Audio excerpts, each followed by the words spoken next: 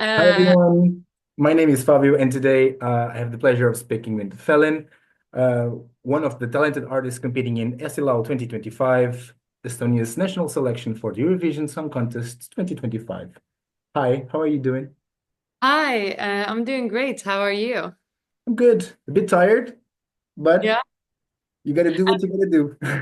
I think that's the case for like almost everyone now before Christmas. It's like have to finish all like the deadlines, everything A is rush it's the rush, but soon I'll have a little bit of rest. soon. How are you feeling as we get close to Eesti Laul? Excited, really excited, but also a bit, like nervous and a little bit stressed because but I feel like it's just been like so much happening and so much going on, but I think I'm still like but I'm feeling pretty good about like where we are at the moment, and I think we will get it all together until February. Hopefully, yeah. So Yeah. before we begin into your music journey and your still out journey as well, and your song, obviously, let's start with some icebreaker games. So the first one is called This or That. I'll give you two options, and you choose the one you prefer. Yeah. So quite easy, simple, pimple.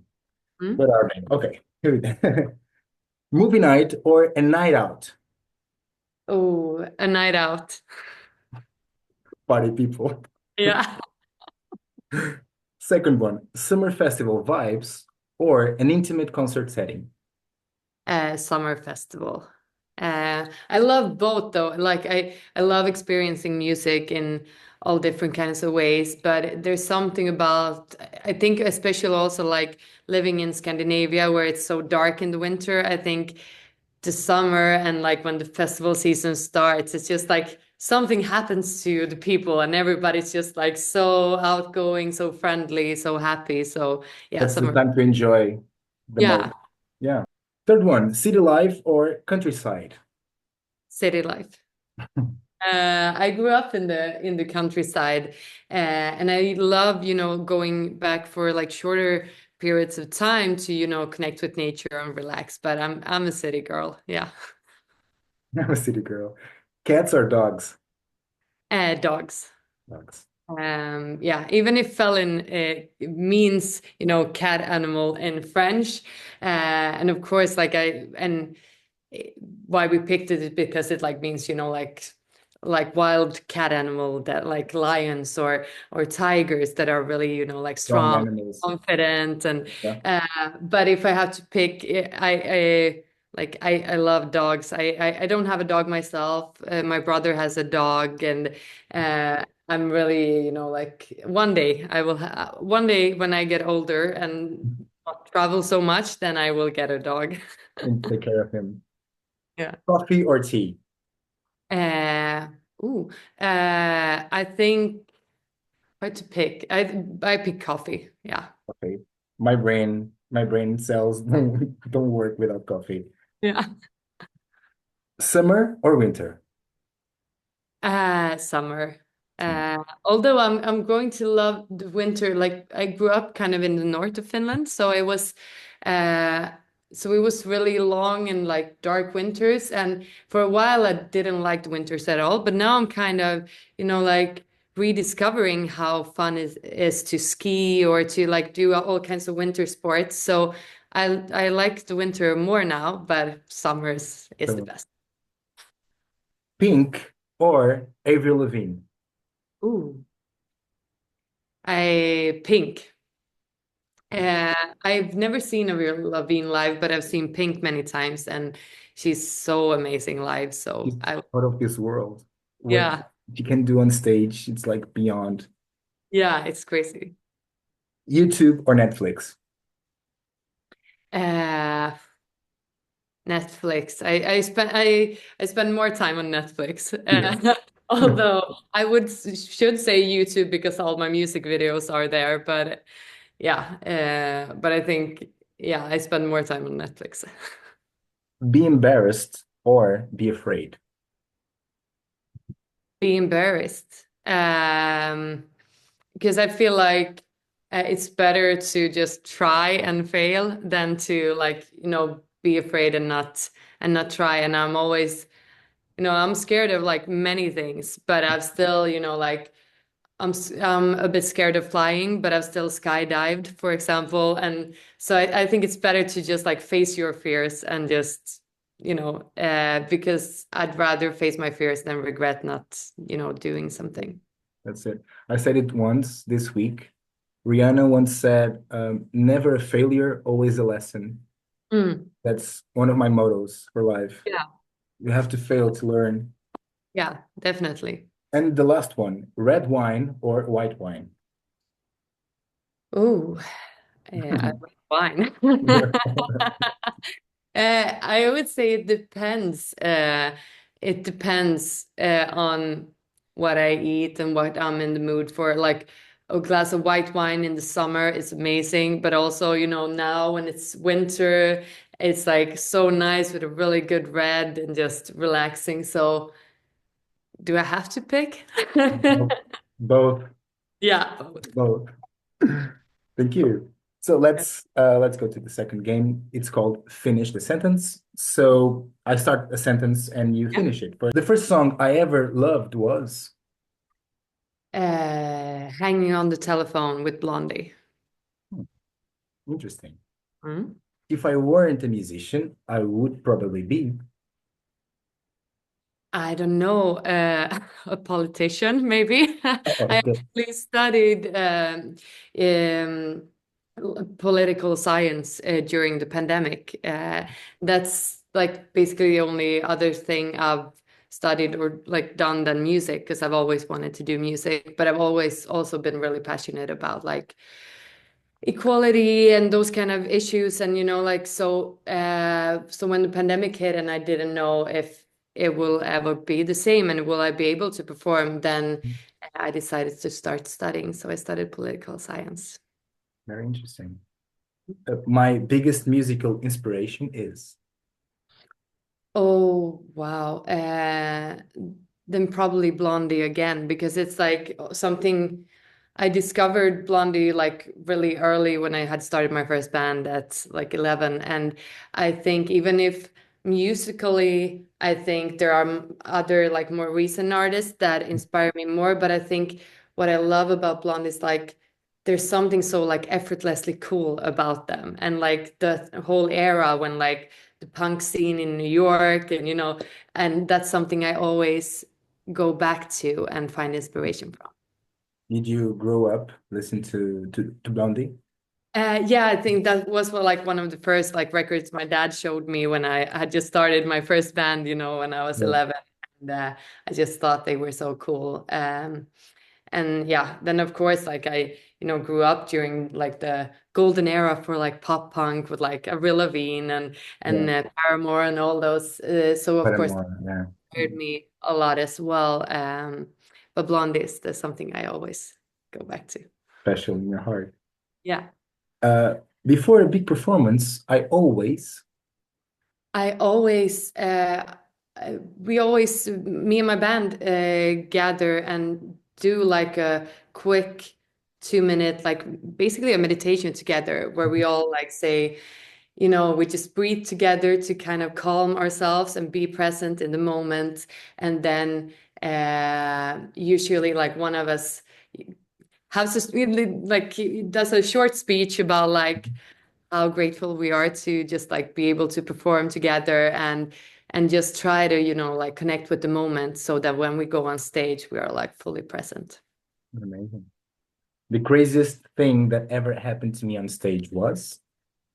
Oh, that well, I have basically two. I once like hit my I'm like pretty wild on stage. So they are both like connected. It's not the same gig, but it's kind of connected to that. So yeah, one time I like didn't see like I was so into my performance, so I didn't see, and I like climbed out on like a speaker, and then there was like this other speaker on top, and I didn't see that, and I like Oh, bumped my ouch. head, so I was just like bleeding, and it was like, what the fuck happened? Actual Yeah, blood? yeah, Actual blood? Okay. yeah. Oh, So then I had to like go off stage and get, I should have gotten stitches, but I was like, no, I have to finish the performance. The show Get must go on. Show must Yes, go on. show must go on. So I got some bandage on my head, and then I finished the performance. And then another one is also kind of related. It wasn't like my fault because I had a microphone with a cable, and usually the sound engineer like tapes it so I can like swing it around and do stuff like that on stage. But then somehow he had forgotten to do that, and I don't see that. So like just like going, so the microphone like it gets loose from the cable and like flies into the audience and hits a guy in the head. So then there was also actual blood, but not Oh, my blood. But it turned out to someone be else's. in the end, in the end. And yeah, and he came to another show, and like I talked to him and he was fine and everything. But that was also kind of scary. So Yeah. yeah, I think the lesson learned from both of those things is like don't get so caught up in the moment. So I hurt me or Be someone else. careful. Be careful. Yeah. Thank you. Thank you so much. So let's begin into your music career. Can you tell us a bit about your journey into the music world? How did it all happen to you? Um, yeah, so how did it all like I said, I started my first band when I was 11. Mhm. But already before that I had started playing piano when I was 8, and basically always, I always loved music, and I always like from the moment I could talk, I was basically making up songs about everything I saw around me. I was like singing more than I was talking. So I think but then at 11 I started my first band. Me and 3 other girls from school. Like I said, I grew up in a small village, so there wasn't really much to do than to Yeah. like play a sport or do music. So we started rehearsing in my parents' basement, and then that band grew over the years, so that when I was 16, me and the band participated in the Finnish Eurovision selections in the national final. And then after that, I decided to spread my own wings and move to Stockholm because it's a bigger music city, basically, and I wanted to see where the music could take me. So I moved to Stockholm when I was 16, participated in Swedish Idol, um, got in the top 6 that year. And then after that, I decided to move again and I moved to LA to study music. And then I stayed there, started to write music for others, wrote for Adam Lambert, for example, and other big names. And then came back to Stockholm, and I was ready to start my own thing. And that's when Felin was born, basically. And so I've been Felin for quite a few years now, released a couple of albums, been touring a lot, like with different artists. I've been working as a musician as well, playing with different artists, and yeah, and now I'm here, ready to take on Eesti Laul. How would you describe your music? I would say it's like energetic pop punk, basically. Mhm. Yeah. Yeah. Yeah. What made you decide to take part in Eesti Laul? Well, I've like always loved Eurovision, and I love how it brings people together through music. And I used to watch it as a kid. I've in recent years I've started watching it again, and like me and my friends throw parties and watch it. And I love how it's like so many different styles, and it's such a like as an artist, of course, it would be an amazing opportunity to be able to perform on that kind of stage because like there's not that many times in your life that you get to perform on a stage that big, and then why Estilal was a little bit of a coincidence because I wrote the song here in Stockholm, but with Gavin, who's was one of the songwriters, is from Estonia. So that's how we decided to send it into Estilal. And And for me, like personally, I think it's so much about the music rather than, okay, which country am I, competing in? Representing. And also Yeah. because for me, I feel like I have many homes because I have, like grew up in Finland. I live in Yeah. Stockholm now. I still feel at home in LA. I still, and I don't know where life will take me next. So, but of course, it would be like, I love Estonia. I've been there many times, also because it's so close to Finland. Okay. So, Your um, neighbors. yeah, we're neighbors. So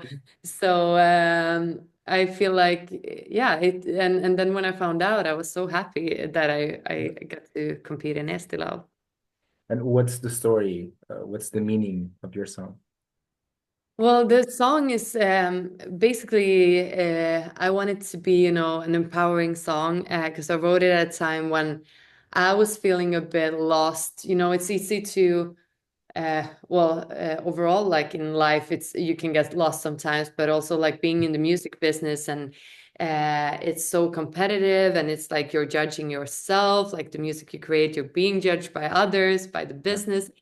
So sometimes you start caring more about like other people's opinions than your own. And I wanted this song to kind of be, like a pep song that I can listen to when I'm feeling a bit down and still feel like, you know what, like no matter what people think, I'm still my biggest fan and I know I can do this and I know, like I believe in myself and at the end of the day, that's like the most important thing that you believe in yourself.